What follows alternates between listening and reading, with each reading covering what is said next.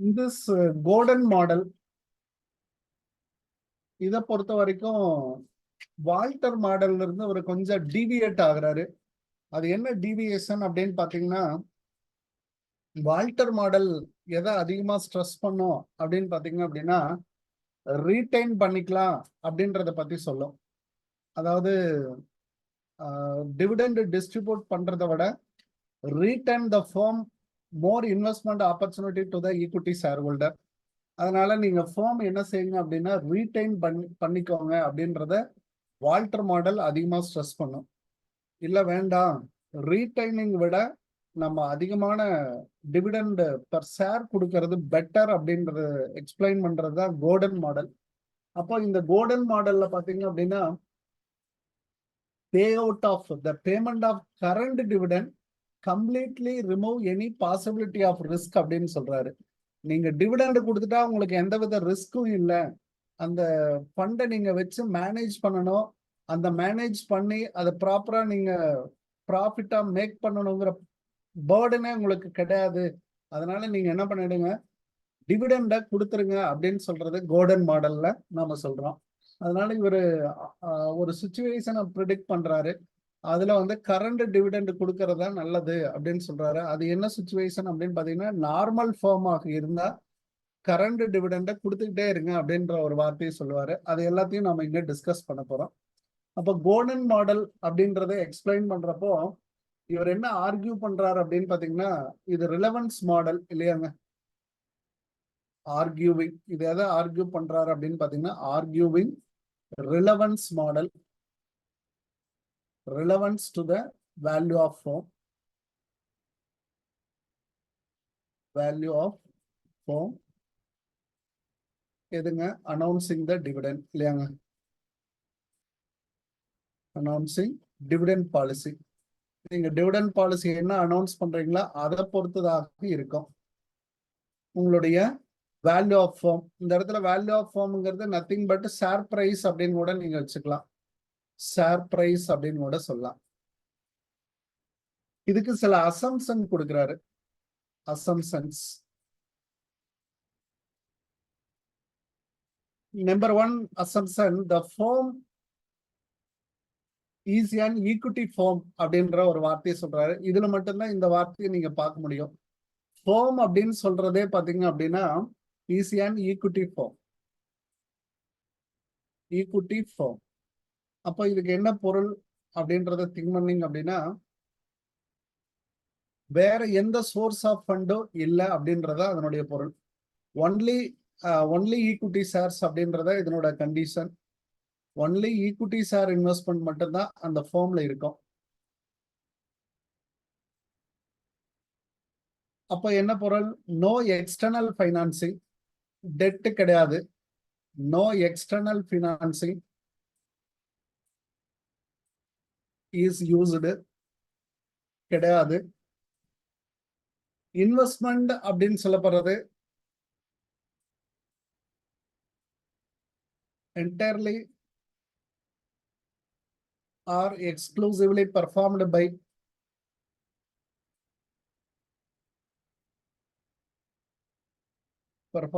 retained earnings. retained earnings தான் என்னுடைய entire ஏர்னிங்ஸோட performance அப்படின்றத சொல்லிடுறாரு. ஒண்ணு நீங்க ஈக்விட்டி ஷேர் ஹோல்டருக்கு டிவிடெண்ட் கொடுங்க, இல்லைன்னா ரீடைனிங்ல வச்சுக்கோங்க. அப்போ உங்களுக்கு வேற எந்த சோர்ஸ் ஆஃப் ஆப்ஷனும் கிடையாது. எக்ஸ்டர்னல் ஃபைனான்சிங்க்கு நீங்க போகக்கூடாது. ஒன்லி ஈக்விட்டி ஃபார்ம் அப்படின்றத சொல்லிடுறாரு. ரெண்டாவது ஆர்குமெண்ட்ல அவர் என்ன சொல்றாரு அப்படின்னு பாத்தீங்கன்னா, உங்களுடைய கே அண்ட் ஆர் ரெண்டுமே கான்ஸ்டன்ட் அப்படின்ற ஒரு விஷயத்த சொல்றாரு. R and K are constant. Constant அப்படின்னா நிலையானது அப்படின்னு அர்த்தம்.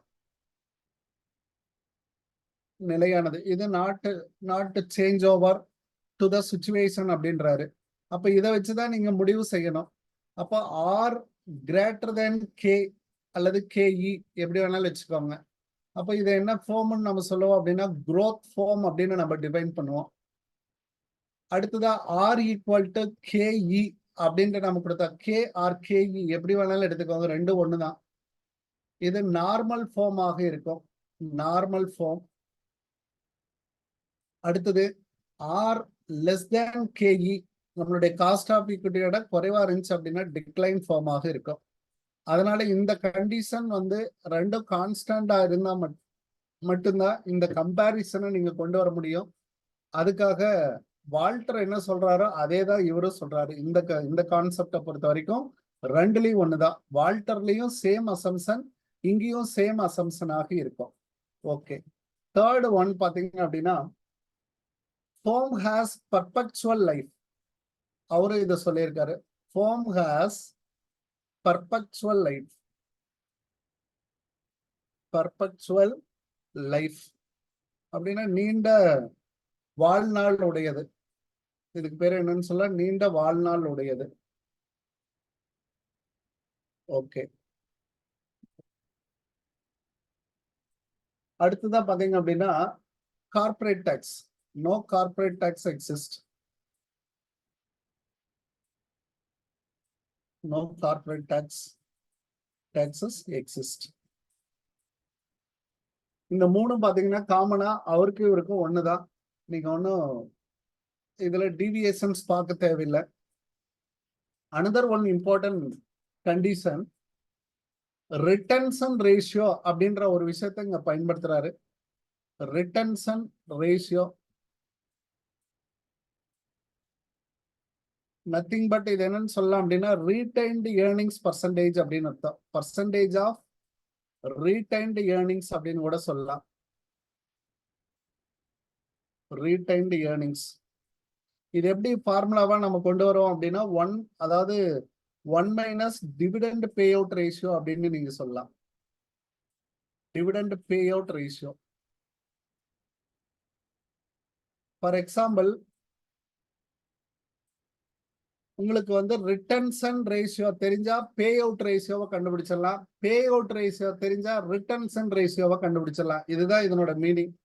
இப்போ dividend pay out ratio, dividend pay out ratio ஒரு 20% இருந்தா உங்களோட ஏர்னிங்ஸ்ல நீங்க 20% டிவிடெண்டா கொடுக்குறீங்க அப்படின்னா the remaining portion அப்படின்னு சொல்லப்படுறது ரிமைனிங் போர்ஷன்.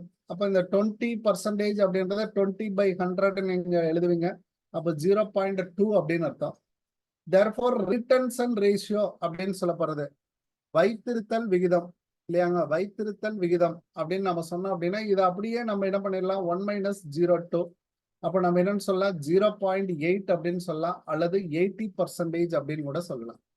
அப்போ சார் அல்டிமேட்டா பர்சன்டேஜ்னா 100, டிவிடெண்ட் பே அவுட் ரேஷியோ அதுல 20%னா மிச்சம் இருக்கிறது எல்லாமே ரிட்டன்ஷன் ரேஷியோ சார் அப்படின்னு நீங்க சொல்லிடலாம்.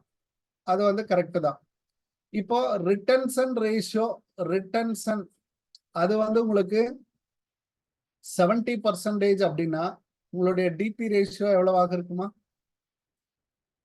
டிவிடெண்ட் பே அவுட் எவ்வளவாக இருக்கும்? 30%. நீங்க மீனிங்ஃபுல்லாவே எடுத்துக்கலாம். இது எவ்வளவு பர்சன்டேஜ் இருக்கோ மிச்சம் இருக்கிற பர்சன்டேஜ் அவ்வளவுதான். Oppositely conversely equal. அப்ப ரிட்டன்ஷன் ரேஷியோ அப்படின்னு சொல்லப்படுறது 1 - டிவிடெண்ட் பே அவுட் ரேஷியோ அப்படின்னு நம்ம சொல்லுவோம். இந்த டிவிடெண்ட் பே அவுட் ரேஷியோ அப்படின்றதும் இதை வச்சுட்டு நம்ம வந்து இதுக்கு பேர் வைக்கிறோம். இதுக்கு பேர் பி அப்படின்னு அர்த்தம். ரிட்டன்ஷன் ரேஷியோவுக்கு நம்ம என்னன்னு சொல்லலாம், பி. அப்ப இந்த பி அப்படின்றத வச்சு இதில் இருந்தும் நாம ஒரு விஷயத்த கொண்டு வரோம், பி ஆல்சோ கான்ஸ்டன்ட். இந்த பின்னு சொல்றோம் இல்லைங்களா, இந்த பி இஸ் ஆல்சோ கான்ஸ்டன்ட். அப்ப ரிட்டன்ஷன் ரேஷியோவும் என்ன ஆகுதுங்கிறா, கான்ஸ்டன்ட். ஆல்ரெடி நம்ம எதை கான்ஸ்டன்ட் சொல்லியிருக்கோம், ஆர் அண்ட் கேஇ கான்ஸ்டன்ட் சொல்லிட்டா, அதனாலதான் இந்த 3 ஃபார்ம் வந்துச்சு. இப்ப பியும் கான்ஸ்டன்ட் அப்படின்னு சொன்னதுனால இதுல இருந்து growth அப்படின்னு ஒண்ணு கண்டுபிடிப்பாங்க. growth அப்படின்னு ஒண்ணு கண்டுபிடிக்கிறாங்க. growth equal to Z. இதனுடைய வேல்யூ பாத்தீங்கன்னா B இன்டூ R அப்படின்னு சொல்லுவாங்க. B into R. அப்போ ரிட்டன்ஷன் ரேஷியோவையும் ரேட் ஆஃப் ரிட்டர்ன், இது ரேட் ஆஃப் ரிட்டர்ன் அப்படின்னு நம்ம சொல்றோம் இல்லைங்களா, ரேட் ஆஃப் ரிட்டர்ன். அந்த ரேட் ஆஃப் ரிட்டர்னோட நீங்க மல்டிபிள் பண்ணீங்க அப்படின்னா உங்களுக்கு growthங்கிறது கிடைச்சிடும், G. அப்போ இதுக்கு என்ன பொருள், retention ratio retention ratio into rate of return அல்லது இன்டர்னல் அப்படின்னு கூட வச்சுக்கலாம். இன்டர்னல் அந்த கம்பெனி இன்டர்னலா எவ்வளவு ரேட் ஆஃப் ரிட்டர்ன் சம்பாதிக்குது சார், அதோட நீங்க மல்டிபிள் பண்ணிட்டீங்கன்னா growth அப்படின்றது கிடைக்கும். அதனால இதை கண்டுபிடிக்கிறதுனால growth is also constant, அதையும் நீங்க கொண்டு வரலாம். அப்ப G is also constant. அப்ப எல்லாமே கான்ஸ்டன்ட் சார், அசம்ஷன்லயே சொல்லிட்டா வேலை முடிஞ்சது இல்லைங்க. அததான் இங்க சொல்லிட்டாரு. R and KE constant, retention ratio constant, retention ரேஷியோவையும் ஆரையும் வச்சு ரெண்டுமே கான்ஸ்டன்ட் தான். அதனால அந்த ரெண்டையும் வச்சு கண்டுபிடிக்கிற ஜியும் கான்ஸ்டன்ட் தான். Okay, assumption is clear. அடுத்ததா KE greater than G, இந்த மாதிரியான ஒரு சுச்சுவேஷன் அமையுது அப்படின்னா the cost of capital is greater than growth அப்படின்னு அமைஞ்சதுன்னா அந்த ஃபார்ம் நார்மல் ஃபார்மாக இருக்கும். இந்த ஃபார்ம் என்னவாக இருக்கும் அப்படின்னா நார்மல் ஃபார்மாக இருக்கும். ஒரு கண்டிஷனும் கொண்டு வராங்க. KE greater than G ஆக இருந்ததுன்னா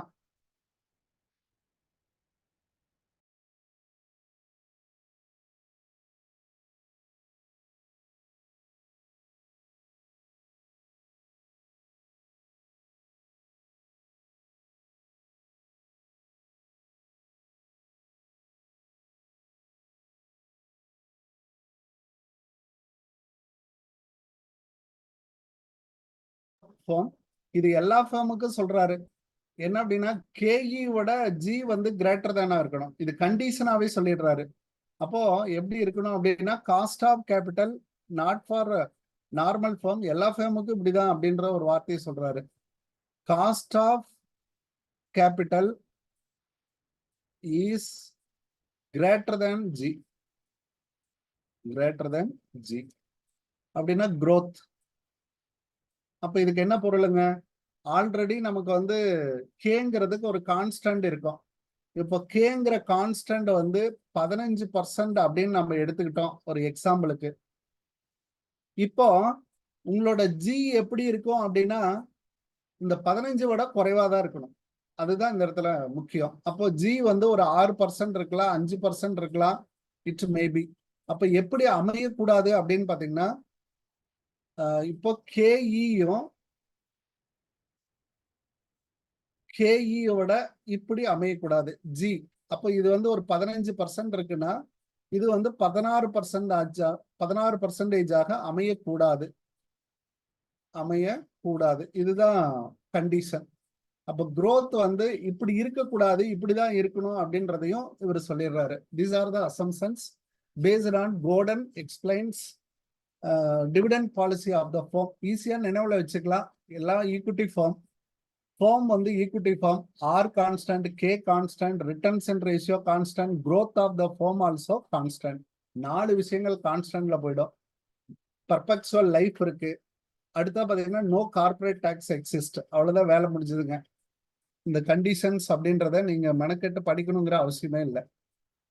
அப்ப இதை வச்சு நம்ம என்ன பண்ணலாம், formula for Gordon's model. Formula, simple formula, market value of shares, market value of shares. Okay, இது MPS அப்படின்னு கூட வச்சுக்கலாம். அதை கண்டுபிடிக்கிறதுக்கு இதே ஃபார்முலா தான், market value of shares. Dividend divided by K minus G, அவ்வளவுதாங்க ஃபார்முலா. சிம்பிளா நினைவுல வச்சுக்கலாம். டிவிடெண்ட மேல வச்சுக்கோங்க சார், கீழே காஸ்ட் ஆஃப் கேபிட்டல்ல இருந்து G-ய லெஸ் பண்ணுங்க. அந்த growth என்ன டிஃபரெண்டா அதை டிவிடெண்டால மல்டிபிள் பண்ணிருங்க, சாரி டிவைட் பண்ணிருங்க. அப்படின்னா என்ன பொருள் சார், உங்களோட டிவிடெண்ட் எவ்வளவுன்னு கண்டுபிடிங்க. அதுல இருந்து காஸ்ட் ஆஃப் கேபிட்டலுக்கு growth-யும் நீங்க லெஸ் பண்ணிடுங்க, ரிமைனிங் போர்ஷன் கிடைக்கும் இல்லையா, அதால வகுத்துருங்க. மார்க்கெட் வேல்யூ ஆஃப் ஃபார்ம்ங்கிறது ஈஸி, மார்க்கெட் வேல்யூ ஆஃப் ஷேர்ஸ்ங்கிறது ஈஸி அப்படின்னு சொல்லி ஒரு ஈஸியான ஃபார்முலாவை அவரு டிரைவ் பண்றாரு. இன்கேஸ் நம்ம இதே வந்து டிபி ரேஷியோ இதுல ஃபாலோ பண்ணாம ஒருவேளை நான் ரிட்டர்ன்ஸ் ரேஷியோல ஃபார்முலாவை மட்டுமே கூட கேட்பாங்க. இதுல வேறு விதமா எப்படி அமையும் அப்படின்னு பாத்தீங்கன்னா 1 மைனஸ், அதாவது டிங்கிறத நம்ம என்ன எழுதலாம், இந்த இடத்துல எழுதுறோம். அதாவது டிவிடெண்ட் பே அவுட் ரேஷியோங்கிறத இங்க, அப்போ 1 மைனஸ் பி அப்படின்னு கூட நம்ம எழுதலாம். 1 minus B dividend pay out ratio. அப்போ உங்களுடைய ஏர்னிங்ஸ்ல இருந்து 1 மைனஸ் பி போடுங்க, டிவைடட் பை கே இன்டூ ஜிக்கு பிஆர் அப்படின்ற கேட்டகரியை யூஸ் பண்ணுங்க. அதாவது டிவிடெண்டுங்கிற வார்த்தையை யூஸ் பண்ணாம ரிட்டன்ஷன் அப்படின்ற வார்த்தையை யூஸ் பண்ணீங்கன்னா இன்னொரு ஃபார்முலா நமக்கு கிடைச்சிடும். அப்போ ஏர்னிங்ஸ் இன்டூ 1 மைனஸ் பி அப்படின்னா என்ன அர்த்தங்க, ரிட்டன்ஷனை கழிச்சிட்டிங்கன்னா மிச்சம் இருக்கிறது எல்லாம் டிவிடெண்ட் தான் அர்த்தம். இந்த ஃபார்முலாவை எப்படி எழுதுறாங்க. அப்ப இங்க என்ன பொருள், ஜிங்கிறது தான் பிஆர் சார். ஆல்ரெடி ஒரு கண்டிஷன்ல நம்ம சொல்லியிருக்கோம், ஜிங்கிறதா பிஆர். அந்த ஃபார்முலாவை தான் இப்படி எழுதுறாங்க. ஓகே, இதை நம்ம ப்ரூவ் பண்றதுக்காக ஒரு ப்ராப்ளமா எடுத்துக்கலாம். Okay,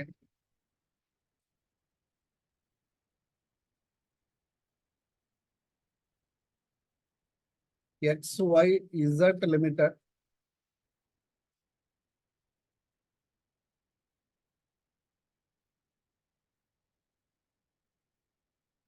XYZ limited earns a profit.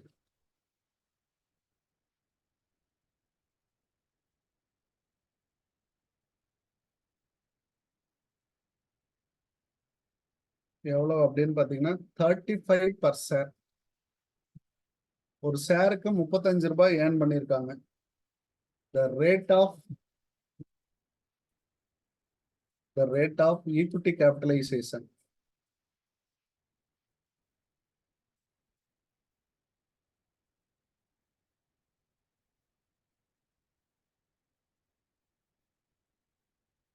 ஒரு 15% அப்படின்னு வச்சுக்கலாம். கேபிட்டலைசேஷன் எங்க வருதோ அதுதான் காஸ்ட் ஆஃப் கேபிட்டல் அப்படின்னு அர்த்தம். அண்ட்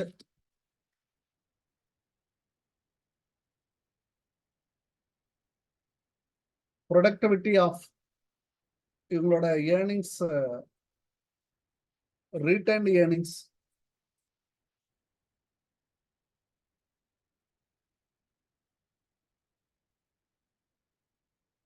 இஸ் 10% அப்படின்னு அர்த்தம். அதாவது இவங்க ஸ்டேபிளா ஒரு 10% ரிட்டர்னை எடுத்துக்கிட்டே இருக்காங்களாம். அதை வந்து இப்படியும் சொல்லலாம், நல்லா புரிஞ்சுக்கோங்க. இந்த வேர்டுக்காக தான் நான் உங்களுக்கு இதை எடுத்துட்டு வரேன். ப்ரொடக்டிவிட்டி ஆஃப் ரீடைன்டு ஏர்னிங்ஸ்னா நீங்க ரீடைன்டு ஏர்னிங்ஸ் தான் நினைச்சுக்க வேண்டாம், இது வந்து ரிட்டர்ன்ஸ் அப்படின்னு அர்த்தம். Using Gordon formula,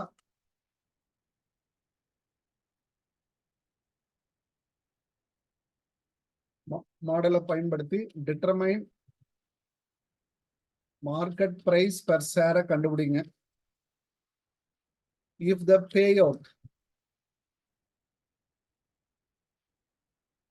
payout is a வந்து ஒரு 20% வச்சுக்கலாம். ஏ வந்து ஒரு கண்டிஷன், பிங்கிற கண்டிஷன்ல பாத்தீங்க அப்படின்னா 40% வச்சுக்கலாம். சிங்கிற ஒரு கண்டிஷன்ல பாத்தீங்க அப்படின்னா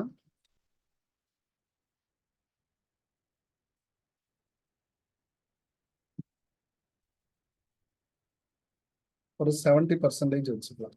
இப்போ நான் இந்த 3 வகையான பே அவுட் ரேஷியோ கொடுக்குறப்போ என்னுடைய மார்க்கெட் பிரைஸ் பெர் ஷேர் எவ்வளவு, இதுதான் ஒரு சிம்பிளான ஒரு ஃபார்முலா. ஓகே, இங்க என்னென்னலாம் கிவன் நமக்கு ஃபர்ஸ்ட் என்ன கொடுத்துருக்காங்க இந்த ப்ராப்ளத்துல அப்படின்னு பாருங்க. ஃபர்ஸ்ட் கிவன், இந்த ப்ரொடக்டிவிட்டி அப்படின்னு சொன்னாவே நீங்க என்ன எடுத்துக்கணும் அப்படின்ட்டா ரிட்டர்ன் அப்படின்னு அர்த்தம். Rate of return. Okay, earnings நமக்கு எவ்வளவு இருக்கு அப்படின்னு பாருங்க. ஏர்னிங்ஸ் 35 ரூபாய். ஓகே, கேஇ அல்லது கே 15%. அடுத்ததா ஆறுங்கிறது நமக்கு 10%. அடுத்தது ஒவ்வொன்றா நமக்கு கேட்டிருக்காங்க. டிவிடெண்ட் பே அவுட் ரேஷியோ 20% இருக்கிறப்ப எவ்வளவு, 30% எவ்வளவு, இந்த மாதிரி 40% எவ்வளவு, இதுதான் கண்டிஷன். ஓகே, நம்மளுடைய ஃபர்ஸ்ட் கண்டிஷன் எடுத்துக்கலாம். டிவிடெண்ட் பே அவுட் ரேஷியோ சம்ம சால்வ் பண்றோம். Dividend pay out ratio is 20%. அப்படின்னா இதுல ரிட்டன்ஷன் ரேஷியோ எவ்வளவு இருக்கும்? ரிட்டன்ஷன் ரேஷியோ எவ்வளவுமா இருக்கும்? 80%. அங்க சம்மல கொடுத்திருக்காது, நீங்க தான் கண்டுபிடிக்கணும். அப்போ 100 - 20 அப்படின்னு வச்சுக்கிட்டீங்கன்னா ஈஸி. இப்போ இந்த கண்டிஷனுக்கு நாம ஒர்க் அவுட் பண்றோம்.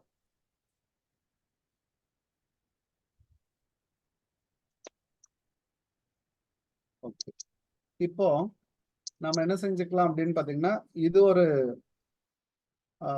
பிளாக், இது ஒரு பிளாக் அப்படின்னு எடுத்துக்கோங்க. இப்ப பாருங்க, 2 ஏரோ மார்க் போடுங்க. ஓகே, பே அவுட் ரேஷியோல இருந்து நீங்க டிவிடெண்ட கண்டுபிடிங்க. டிவிடெண்ட் ஈக்குவல் டு உங்களோட ஏர்னிங்ஸ் பாருங்க எவ்வளவு, பர் ஷேர் 35. அதுக்கு அப்படியே 20% போட்டுக்கோங்க. போட்டீங்கன்னா உங்களுடைய டிவிடெண்ட் எவ்வளவு வருமா? 35 ரூபாய் ஏர்ன் பண்ணியிருக்கேன் சார், கம்பெனி எனக்கு கொடுக்குறேன்னு சொன்னது 20%. அப்ப எவ்வளவு ரூபாய் வருங்க? 7 ரூபாங்க சார். 7 ரூபாய் வரும். ஓகே, டிவிடெண்ட் கண்டுபிடிச்சாச்சு. அடுத்தது இதில் இருந்து அப்படியே growth கண்டுபிடிச்சிருங்க. வேலை ஈஸி. growth பாருங்க, இப்படி ஒண்ணு எழுதுனா அதுலயே நம்ம சம்ம சால்வ் பண்ணி முடிச்சிடணும். அப்ப இதுக்கான ஃபார்முலா BR சார். அப்போ என்னுடைய ரிட்டன்ஷன் ரேஷியோவையும் ரேட் ஆஃப் ரிட்டர்னையும் நான் பெருக்கணும். அப்ப இந்த 10%யும் இந்த 80%யும் நீங்க மல்டிபிள் பண்ணா சரியா போச்சு, அவ்வளவுதான். வேலை ஈஸி. அப்ப 80%ல ஒரு 10% எனக்கு எவ்வளவு சார் அப்படின்னு கண்டுபிடிச்சீங்கன்னா சரி. அப்போ உங்களுடைய G என்னவாக இருக்கும்? 8% ஆக இருக்கும். சார் R வந்து R வந்து rate of return, productivity rate of return, retained earnings அப்படின்னு சொல்லியிருக்காங்க இல்லைங்களா? அதாவது ப்ரொடக்டிவிட்டிங்கிற வார்த்தை என்ன பொருளுங்க? வருடம் ஒரு 10% ஏர்ன் பண்ணும் சார் அப்படின்றத அவங்க கொடுத்துருக்காங்க. இந்த ஃபேக்டரை நீங்க எடுத்துக்கூடாது. நிலையான ஒரு ஏர்னிங்ஸா வச்சிருக்காங்க, ரீடைன்டு ஏர்னிங்ஸா. அதுக்கு பேர் ப்ரொடக்டிவிட்டி ஆஃப் ரீடைன்டு ஏர்னிங்ஸ். தொடர்ந்து நாங்க 8% 10% கொடுத்துக்கிட்டே இருக்கோம் அப்படின்னு சொல்றாங்க. ஓகே, இப்போ நம்மளுடைய ஃபார்முலா, கோர்டன்ஸ்னுடைய ஃபார்முலா நமக்கு என்ன அப்படின்னு பாத்தீங்கன்னா,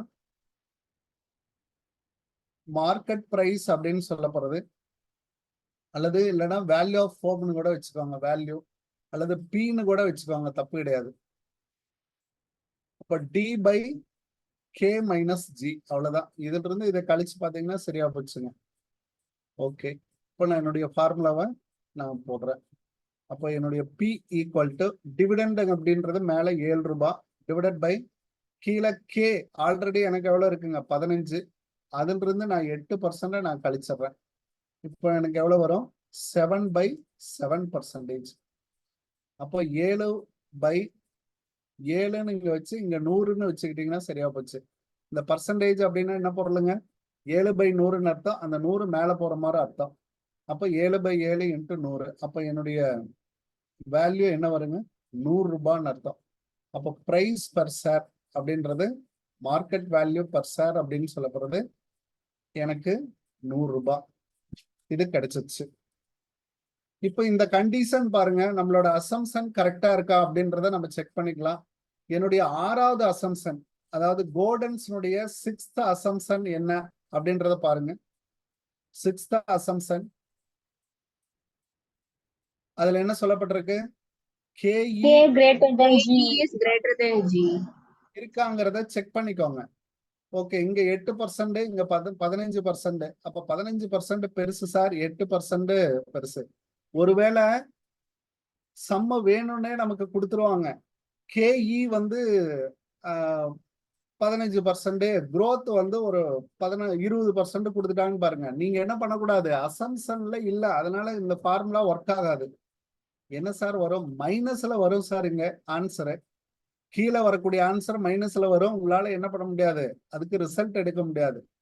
அப்போ Gordon's model does not work because of that assumption given the Gordon model KE greater than G ஆக இருக்கணும். ஓகே, ஃபர்ஸ்ட் பாயிண்ட் வேலை முடிஞ்சது. அப்போ இது என்ன ஃபார்ம் ஆக இருக்கும், இது என்ன ஃபார்ம், அதை கண்டுபிடிக்க முடியுமான்னு பாருங்க.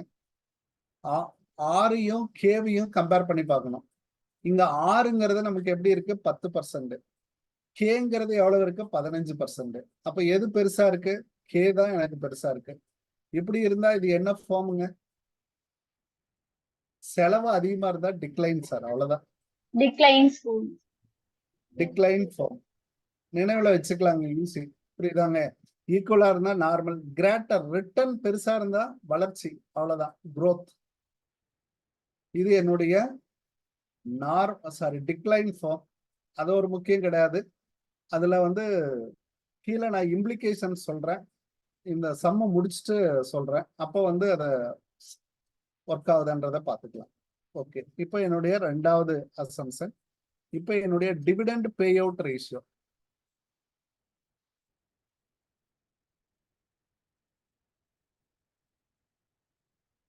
ரெண்டாவது கண்டிஷன்ல எனக்கு எவ்வளவு இருக்கு அப்படின்னா 40%, மேபி 40%.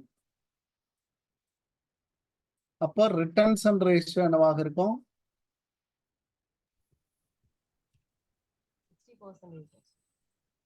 60%. இது ஆப்போசிட்டுங்களா, 60%. ஓகே,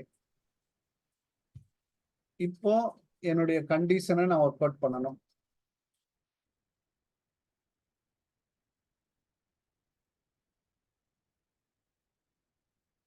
ஓகே, இதுல இருந்து நான் எதை கொண்டு வரேன், டிவிடெண்டை கண்டுபிடிக்கிறேன். உங்களுக்கு ஈஸியா இருக்கும், இப்படி போட்டீங்கன்னா ஈஸியா இருக்கும்.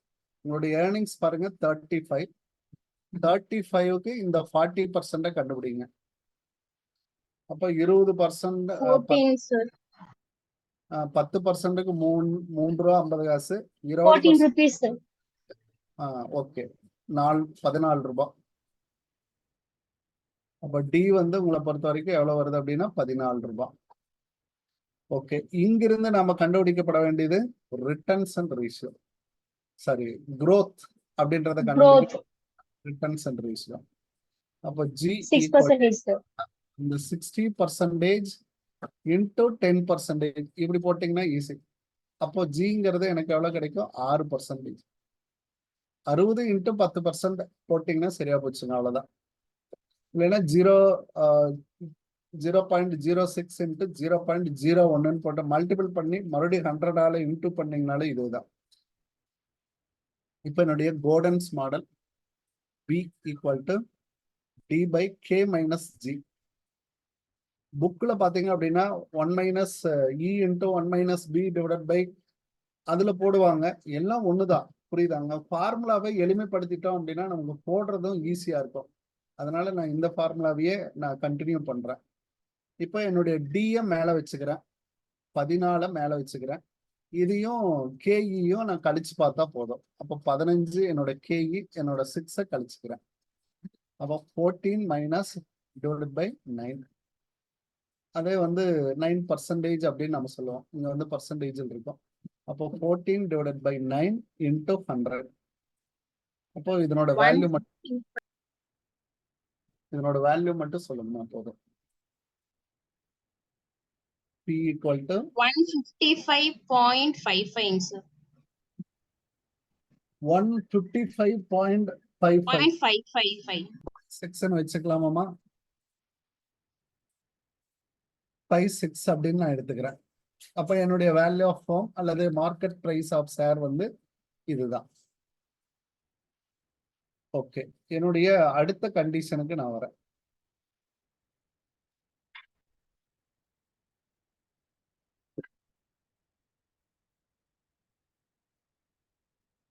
இப்போ என்னுடைய மூன்றாவது கண்டிஷன், என்னுடைய டிவிடெண்ட் பே அவுட் ரேஷியோ எவ்வளவு அப்படின்னு பாத்தீங்கன்னா இங்க 70% வைக்க சொல்லியிருக்காங்க. அப்போ இங்க எனக்கு என்ன ஆகும்? இங்க 70%. அப்போ ரிமைனிங் இருக்கக்கூடியது 30%. இப்போ என்னுடைய டிவிடெண்ட் பே அவுட் ரேஷியோ அதை நான் கண்டுபிடிக்கணும். அப்போ டி ஈக்குவல் டு இந்த 35ல 70% எவ்வளோன்னு கண்டுபிடிச்சிருக்குமா? இங்க ஜி அப்படின்றத நான் எப்படி கண்டுபிடிப்பேன்? 30% into 10%. G equal to 3. Sir அப்ப டி வந்து 24.5 வருதுங்க சார். வந்துட்டு போதுமா? வர்றதை சொல்லுங்க, கவலைப்படாதீங்க. 24.5ங்க, 50 பைசா வருதுங்க இல்லைங்க? அப்படியே எடுத்துக்கலாங்க, உங்களுக்கு வேல்யூ தானே முக்கியம். ஓகே, இப்போ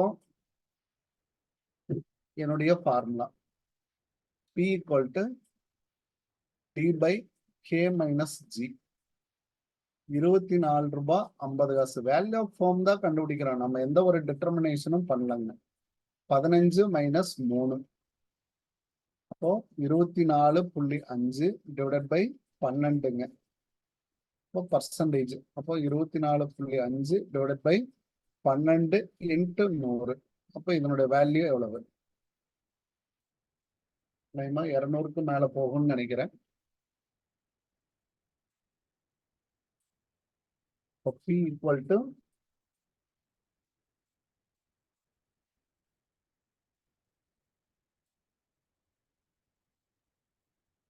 வருதுங்களா? 4 தடவை அடங்கும்.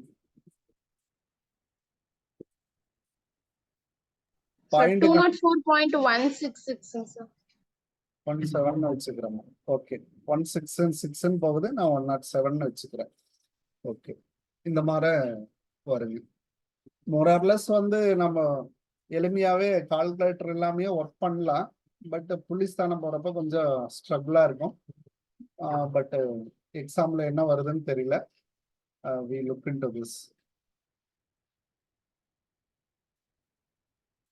ஓகே, இதுதான் இவரோட கண்டிஷன்ல ஒர்க் பண்ணக்கூடிய ப்ராப்ளம்ஸ். இந்த ப்ராப்ளம்ஸை பேஸ் பண்ணி நீங்க எதை வேணாலும் ஒர்க் அவுட் பண்ணிக்கலாம். பட் இவர் என்ன ஒரு இம்ப்ளிகேஷன்ஸ் என்ன சொல்றாரு அப்படின்றத அது ஒரு தியரியா நம்ம பார்த்துடலாம். இம்ப்ளிகேஷன்ஸ் அப்படின்னு எடுத்துக்கலாம்.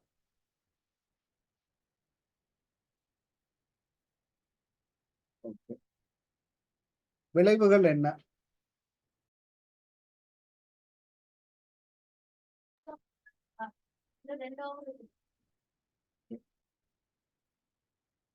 இப்போ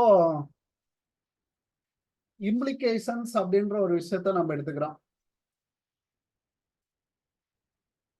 இதுல ஆப்டிமல் கேபிட்டல் ஸ்ட்ரக்சர் அப்படின்றதை எப்படி சார் கண்டுபிடிப்பீங்க? இந்த 3 ஃபார்முக்கு எப்படி இருக்கும், அதுதான் இந்த இடத்துல முக்கியம். ஆப்டிமல் அல்லது optimum. Optimum capital structure under golden model.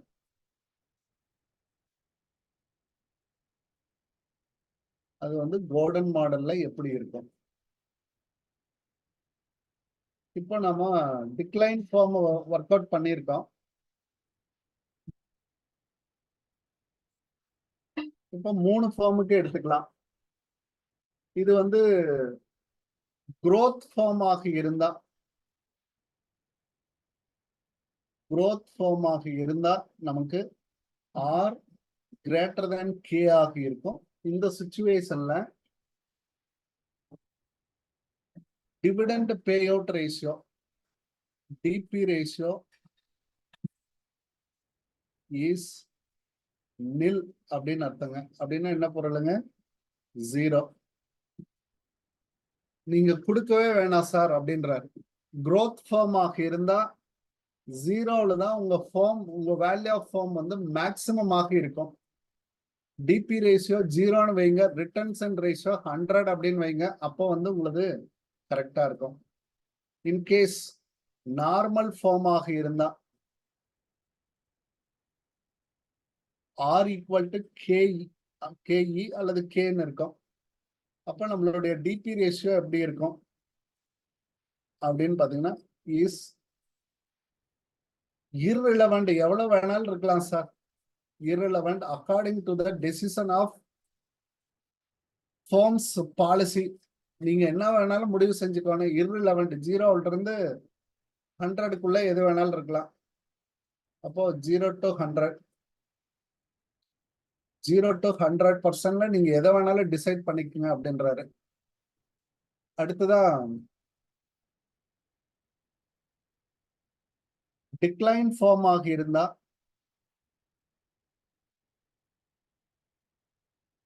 R வந்து less than KE ஆகி இருக்கும். அப்போ அந்த ஃபார்ம்னுடைய டிபி ரேஷியோ எவ்வளவு இருக்கணும் அப்படின்ட்டா DP ratio is maximum at 100%.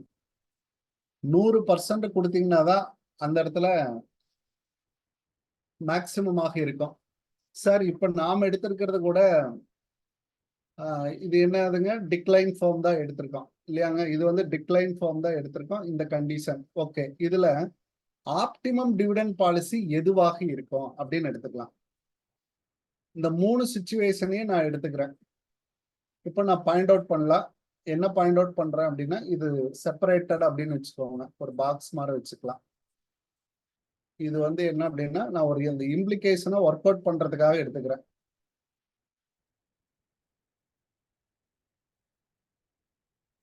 இப்ப பாருங்க, என்னோட ஃபர்ஸ்ட் சிச்சுவேஷன் டிபி ரேஷியோ இப்போ வேல்யூ ஆஃப் ஃபார்ம். ஃபர்ஸ்ட் கண்டிஷன்ல என்னோட டிபி ரேஷியோ எவ்வளவு இருந்துச்சுங்க, 20%. என்னுடைய டிபி ரேஷியோ 20% இருக்கிறப்போ என்னுடைய வேல்யூ ஆஃப் ஃபார்ம் எவ்வளவு வருதுங்க, 100 ரூபாய். ஓகே, இதே வந்து அடுத்ததுல 40% வைக்கிறேன் சார். அப்போ வேல்யூ ஆஃப் ஃபார்ம் உங்களுக்கு குறையுதா அதிகமாகுதான்னு பாருங்க, 155 ரூபாயா மாறிடுச்சு.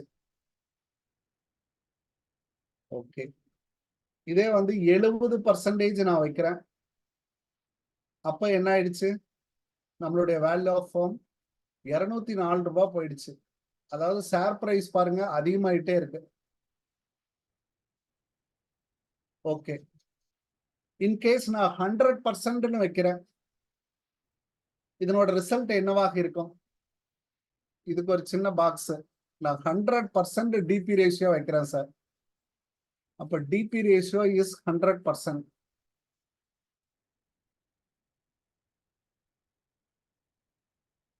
அப்போ ரிட்டென்ஷன் ரேஷியோ இருக்காதுலங்க சார்? ரிட்டென்ஷன் ரேஷியோ இருக்காது. அப்போ என்ன ஆகும்,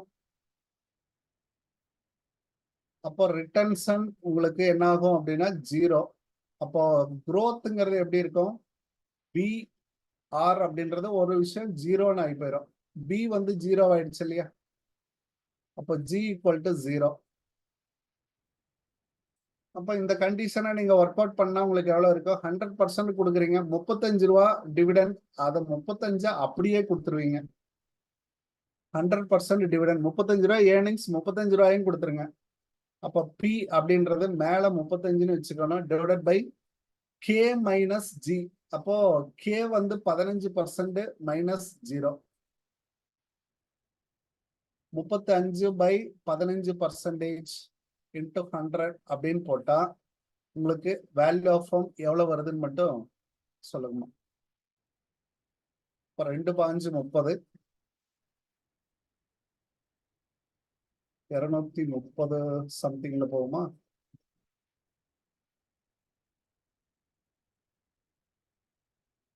சார் 233.33. 233.33. அப்போ இந்த கண்டிஷன் 100% நான் கொடுத்துட்டேன் சார். அப்போ என்னுடைய வேல்யூ ஆஃப் ஃபார்ம் என்னவாக இருக்கு, 233 ரூபாய். அப்ப இதை விட அதிகமாகுதுங்களா?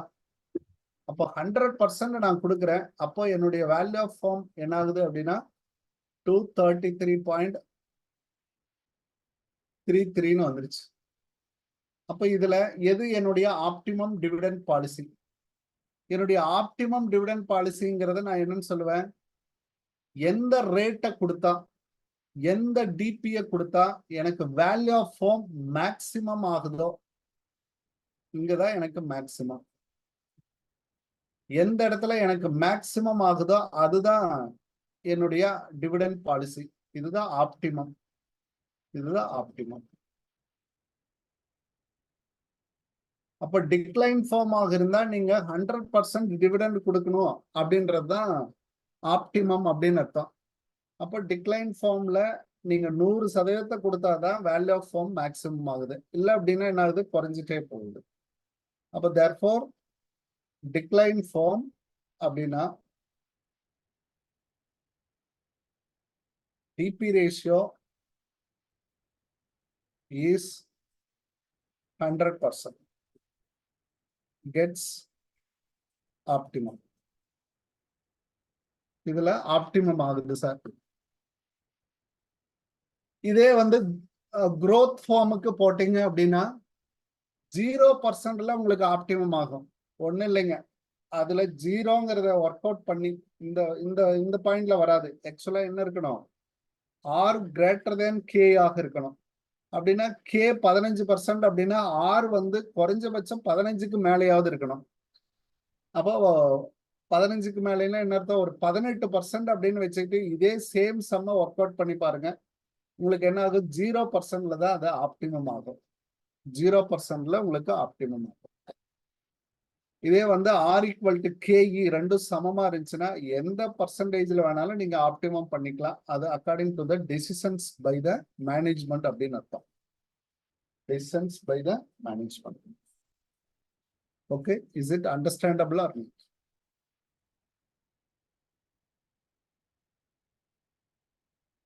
இப்படி எல்லாம் ஒரு எம்எம் ஹைபாதிசிஸை ப்ரூவ் பண்ணுங்க அல்லது கோர்டன் மாடல்ஸை ப்ரூவ் பண்ணுங்கன்னா நாமளே ஒரு ப்ராப்ளம் கிரியேட் பண்ணி அதைவே சால்வ் பண்ணி இது இந்த ஃபார்ம் இதுல இது மேக்ஸிமம் ஆகுதுன்னு ஒன்னு ப்ரூவ் பண்ணி காமிச்சிட்டு ஒரு இம்ப்ளிகேஷன்ஸ் எழுதிட்டு வந்துடலாம்.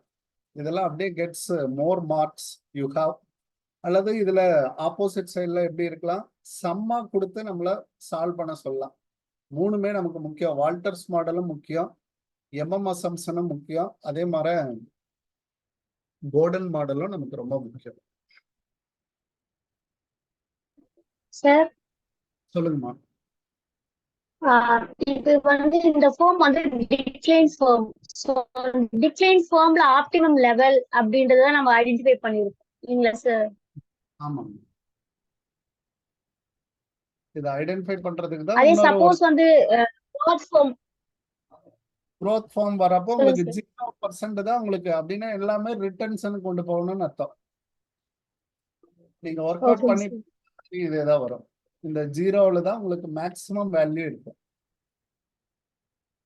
ஓகேங்க சார். இப்போ ஆர் வேல்யூ வந்து கிரேட்டர் தேன் வந்து கே வந்ததுங்க அப்படின்னா நம்மளுக்கு வந்து growth ஃபார்ம். அந்த growth ஃபார்ம்ல எப்படி ஆப்டிமம் லெவல் கண்டுபிடிக்கிறதுன்னு பார்க்கணும். ஆப்டிமம் மேக்ஸிமம் வேல்யூ வேல்யூட ஃபார்ம் உடைய வேல்யூ என்ன அப்படின்றது மேக்ஸிமம் இருக்கிறது ஆப்டிமம் லெவல். ஆமா. இப்போ ஓகேங்க சார், தேங்க்யூ. இதுல தேங்க்யூமா. இதுல இன்கேஸ் பாத்தீங்கன்னா ஒரு எம்சிக்யூ ஒன்னு இருக்கு. என்ன அப்படின்னா இந்த சம்ம கொடுத்து ஆப்டிமம் டிவிடெண்ட் பாலிசி அப்படின்னு கொடுத்து 20%, 40%, 70% கொடுத்தா 100% 4 ஆன்சர் கொடுத்துட்டாங்கன்னு பாருங்க. 0வும் கொடுத்துட்டாங்க. அப்ப நம்ம எப்படி கண்டுபிடிப்போம்? இது சம்மே ஒர்க் அவுட் பண்ண தேவையில்ல, 100% போடலாம். எதை வந்து நீங்க கம்பேர் பண்ணணும், இந்த இடத்த நீங்க கம்பேர் பண்ணணும். இந்த இடத்த கம்பேர் பண்ணீங்கன்னா இது டிக்ளைன் ஃபார்ம் ஆச்சுன்னா 100%. இது வந்து வால்டர் மாடல்லையும் இதேதான், கோர்டன் மாடல்லையும் இதேதான். Okay, that's now Walter model is over.